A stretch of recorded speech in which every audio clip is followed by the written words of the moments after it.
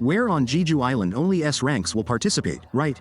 Well, actually the Knights Guild will be part of the defense squad. So they also perform an important function. And anyway, what can this girl understand? She just works as a translator. But such a phrase was no longer satisfactory to Hanakawa herself. Correct, that he wants to test her skills? By the way, she is also an orang hunter.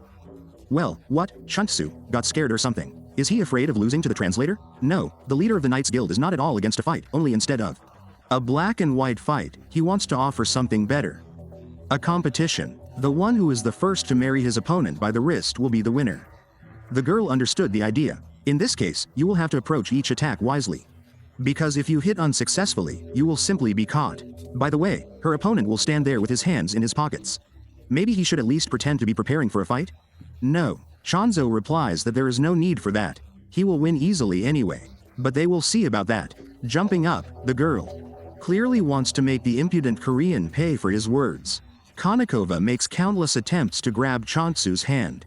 Sooner or later, her efforts should bear fruit. But at one point, her hand was stopped by a hard blow. But the leader of the Knights Guild does not think so, it was just a block. He did not attack, she should understand that. It is not her first day as a hunter after all. The girl notes that this is a very dirty game. And her opponent's phrase is too smug. And especially for someone whose pants were torn by this action.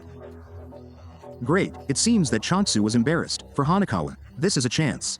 Right now she should win, but her hand was immediately caught.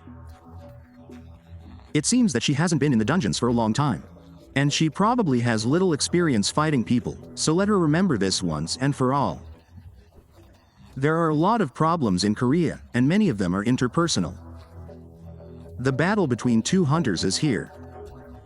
Therefore, one should never underestimate the Korean Hunters Association.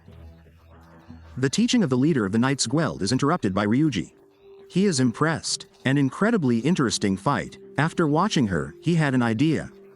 How about sparring right now with the same rules? Only this time between Esrang hunters. Gugungi, who went down with Jinwoo, listened to this proposal and happily accepted it. This will strengthen the relations between the countries, but it would be better for them to exclude mages and combat hunters. It is unlikely that such will have any chances. Yunho also decided to add a couple of rules. How about such? The one who can touch the opponent's back or knock him down will be declared the winner, and one more thing. Let the sparring not be one-on-one but in groups. Riot, having listened to the translator, appreciated the ideas of the Koreans. Indeed, in a one-on-one confrontation, the assassins would have too much of an advantage.